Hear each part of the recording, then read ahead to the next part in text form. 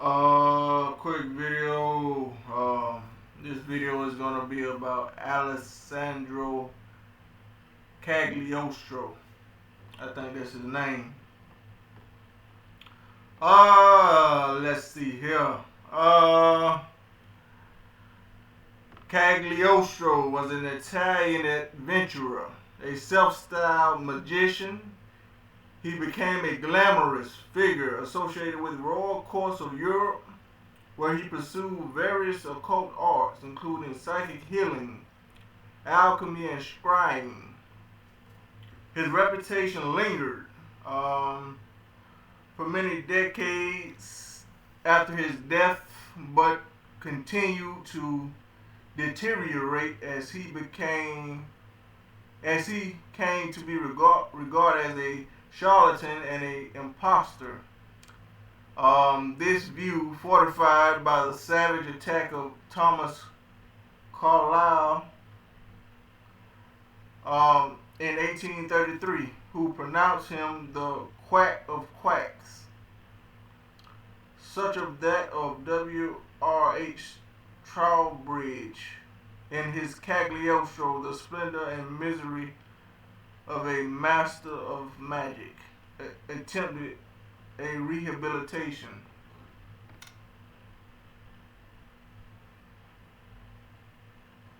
I'm just doing this video because I thought it was very interesting. I seen that name on a Netflix show. As a matter of fact, it's an anime series about Cagliostro. The history of Cagliostro is shrouded in rumor, propaganda, mysticism, some ever okay. Possible participation in an affair of a diamond necklace, John Wolfgang. John Wolfgang von Goethe relates in his Italian journey that the identification of Cagliostro and Giuseppe Balsamo was ascertained by a lawyer from Palermo, who upon official request had sent a dossier with copies of the pertinent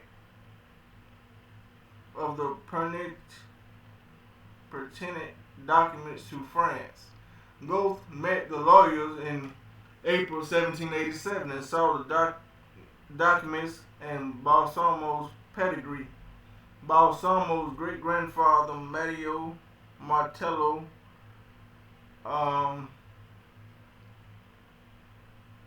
had two daughters, Maria, who married Giuseppe Bocconi, and Vincenza, who married Giuseppe Cagliostro. Maria and Giuseppe had three children, Matteo and Felicia, who married Pietro Balsamo, son of a bookseller.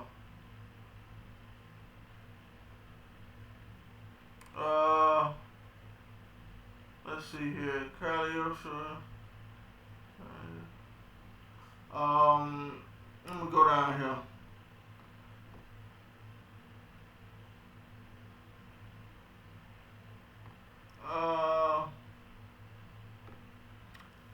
Goethe wrote that Cagliostro was of Jewish origin, and it may be that the name Balsamo comes from Hebrew Baal Shem.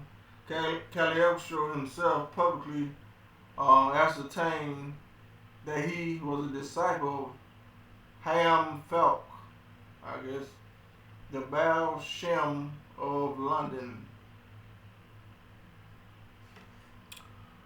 Cagliostro himself stated during the trial following the affair of the diamond necklace that he had been born of Christians of noble birth, but abandoned as an orphan upon the island of Malta. He claimed he had traveled as a child of Medina, Mecca, and Cairo, and upon return to the Malta to have been admitted to the sovereign military order of Malta, with whom he had studied alchemy, the Kabbalah, and magic. Uh, let's see.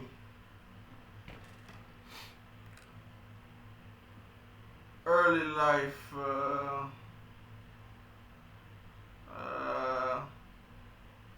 Now this Catholic order of Saint John of God, from which he was eventually expelled. During the period as a novice in the order, Balsamo learned chemistry as well as a series of spiritual rites. In 1764, he was 21. He convinced Vincenzo, a wealthy goldsmith, of the existence of the hidden treasure buried several hundred years previously at Mount Pellegrino.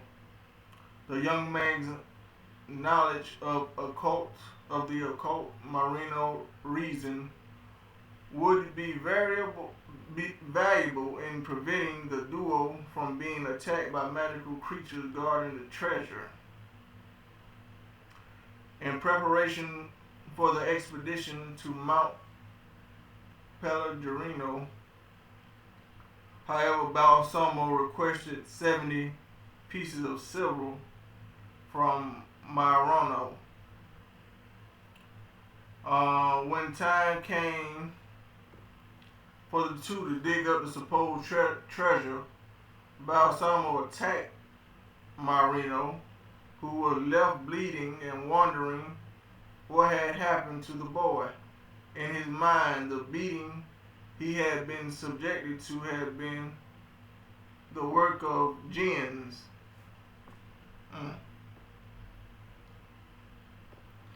The next day, Marano paid a visit to Balsamo's house of Villa, since then renamed Villa Conde Cagliostro, where he learned the young man had left the city. Balsamo, accompanied by two accomplices, had fled to the city of Messina. Balsamo found himself on the island of Malta, where he became an auxiliary for the sovereign military order of Malta and a skilled pharmacist. Okay.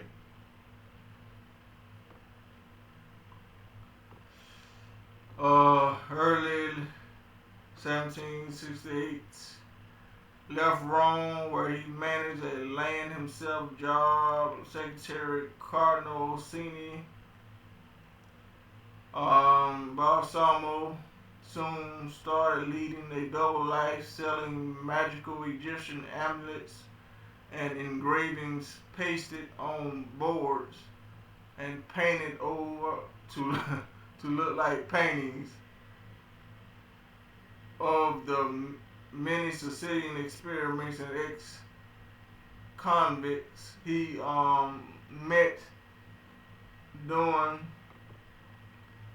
his period, introduced him to a 17-year-old girl named Lorenza Serfani, known as Seferina, whom he married. Okay.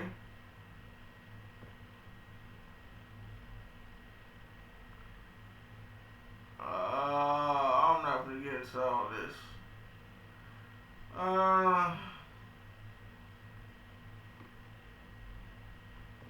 The couple traveled together to London, where Balsamo, now styling himself as one of the several pseudonyms of self-conferred titles before settling on Count Alessandro di Cagliostro, allegedly met the Comte de Saint-Germain.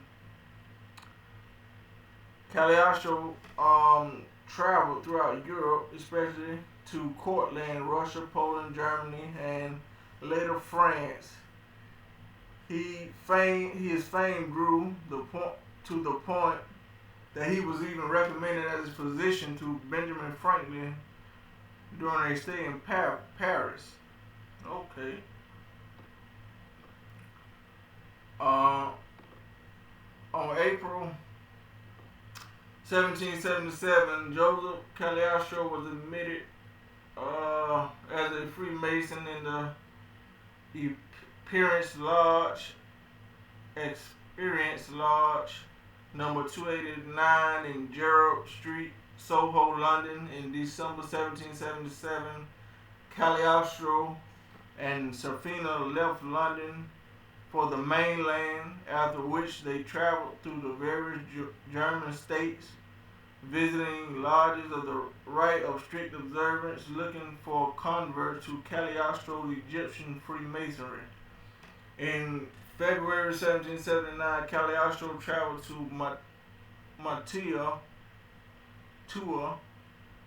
where he met the poetess Elisa von der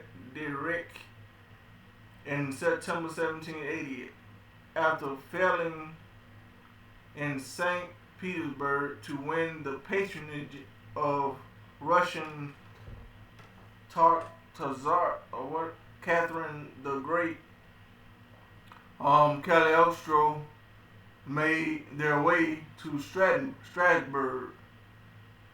At that time in France, in October 1784, the Cagliostro traveled to Lyon on 24th December 1784. They founded the co-Masonic Mother Lodge of the Rite of Egyptian Freemason at Lyon in January 1785. Cagliostro and his wife went to Paris in response to the entreaties of Cardinal Rohan. This is very interesting. This is what they say now on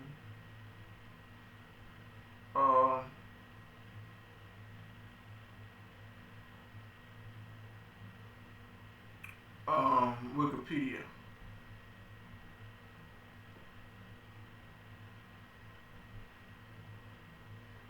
Legacy.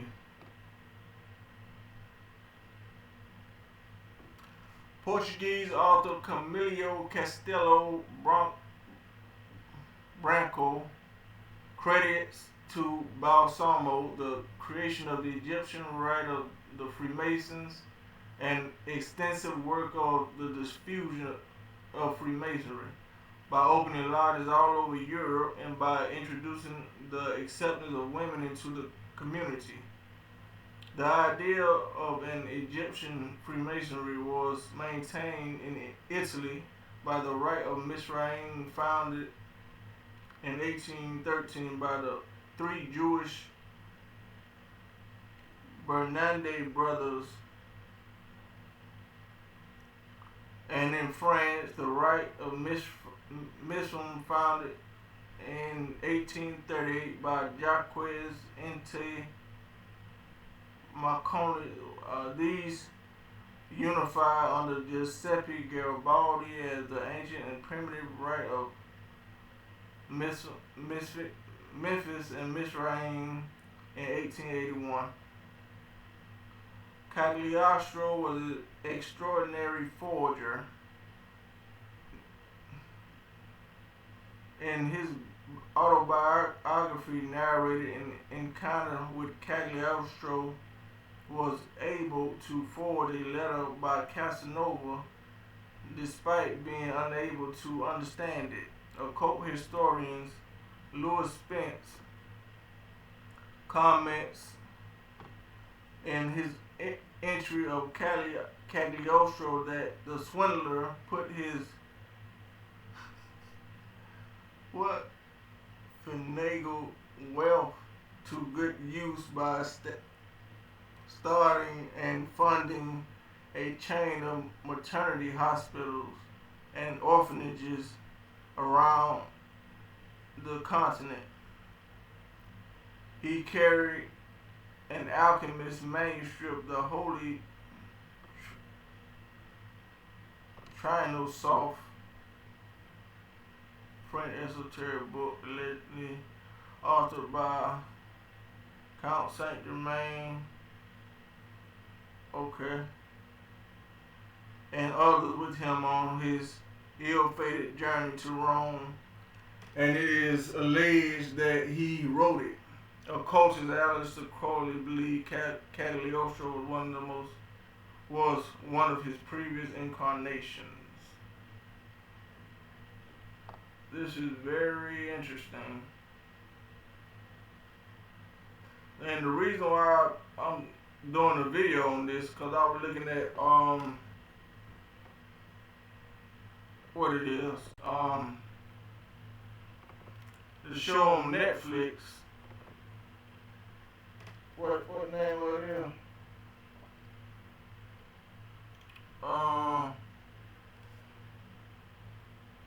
Oh yeah, Castlevania. Yeah. And they talk about the Count Saint Germain and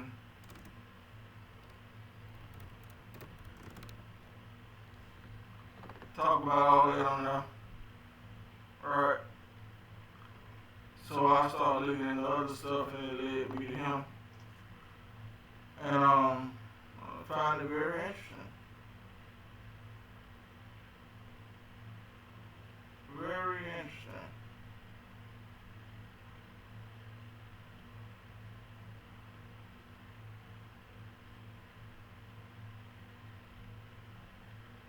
And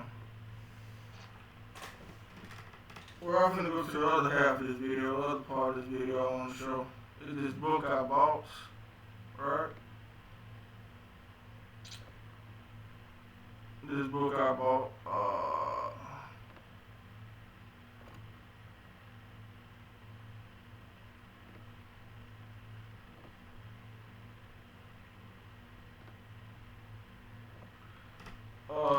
this is it right here.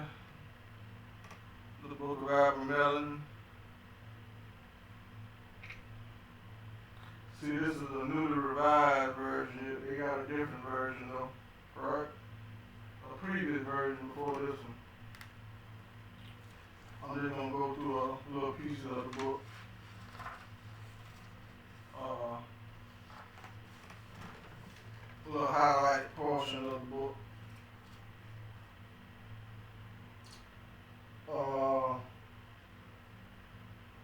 This part right here talks about the Gemini. The conflict within the sign of Gemini lies in the hesitancy or tendency to drift into a kind of helplessness if the occult powers of the outer planets are cultivated in personal discipline. They are useful for developing consciousness research, discovering all kinds of fields, new theories, visionary recognition for collective transformation. Alright? I'm what they would call a Gemini, even though I try not to let that be a defining factor of who I am as a person. Like, I'm very wary of this, what is it called? The zodiac signs and all that, I'm very wary of it. But I'm going to go through some more of the book.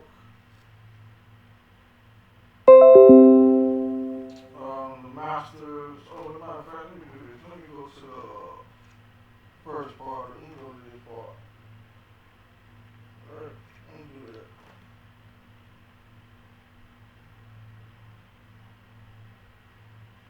What's in the book? Show you what's in it.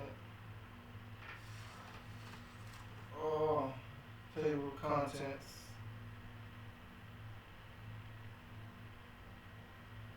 You know, I can pause it.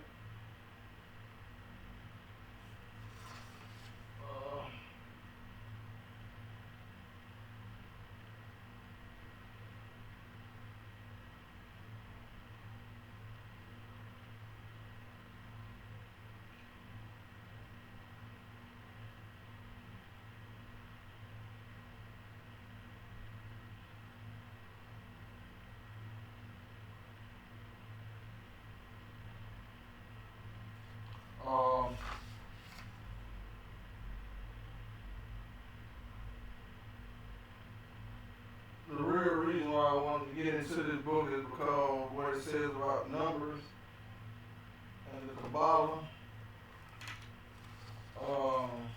Let's see.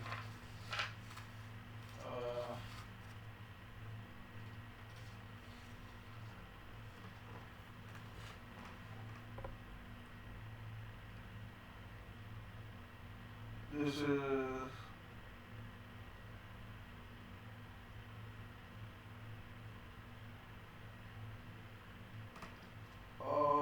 just talking about the arts and different stuff that this person of the book, the character of this book, who he encountered and what they did. In Austria, I found many people, but all were bad, crazy. Some were caught in some pitiful situation at Bohemia I have just told you about. In Greece, it's talking about the kind of people he encountered during his travel, dealing with this type of god, this magic or whatever, or magical arts.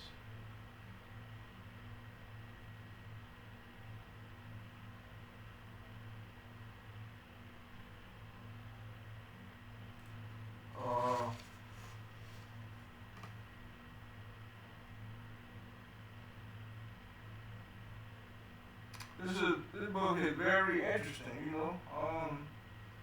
I don't practice none of it, but I do read, and it's very interesting, the things that's in this book.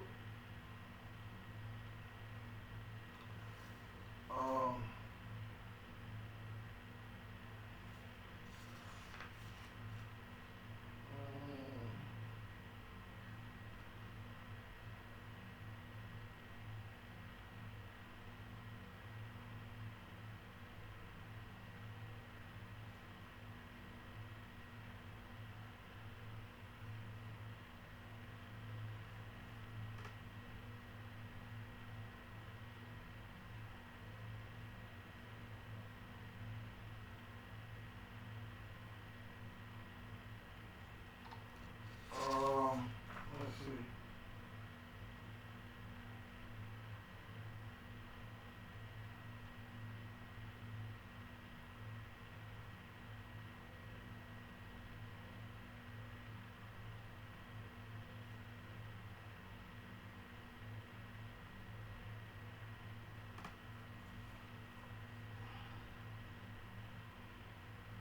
I'm just scanning through each page just to give you a glimpse of what's in it, in case you ever want to purchase it or look at it.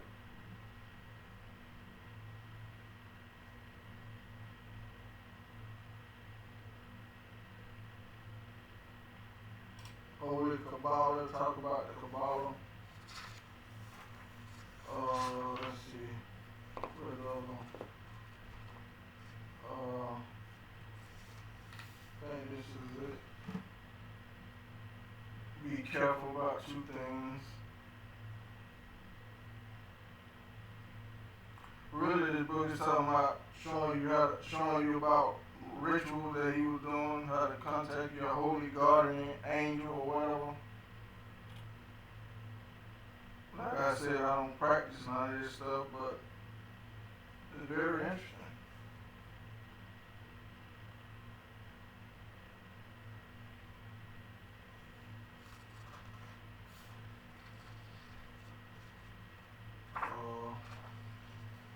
What else?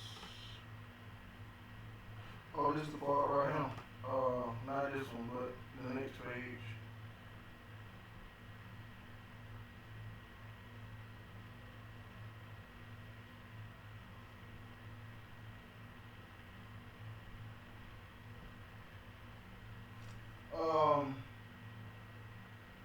In addition, you should also know that this magic is independent and not connected to anybody. The magic is similar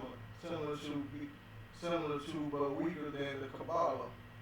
It can bring about the same results without the use of the Kabbalah that require no outside help. There are other magical arts that appear to be like wisdom and magic but are different. These have become intermingled with the holy secrets From these have come the blended Kabbalah. These are 12 of the magical arts. One, that which dreams and visions work. 4, in odd numbers, 3, 5, and 7. Now, these numbers are very interesting. The blended Kabbalah, 7 is the most important and can be seen in book 2 and has been proved in the fruit of the Talmud, plus the even number 6. So it's dealing with numerology in some kind of way, right? Some type of numbers. What the other part? There's another, and there's one more page I want to show. This page right here.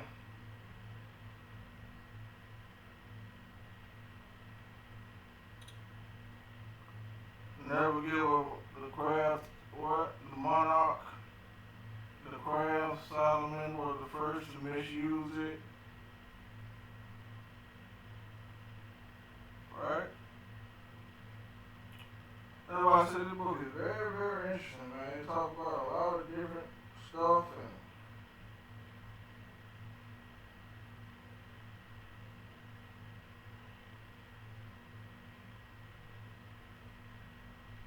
can I be an atheist, blasphemer?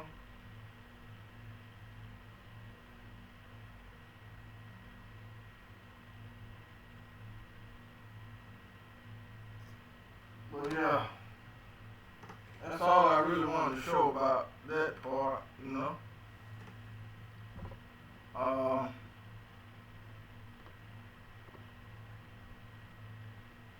The Kabbalah and numbers and how all this stuff go together.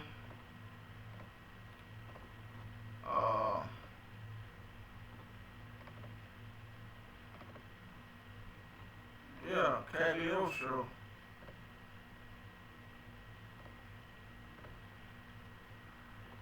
That's all I want to talk about.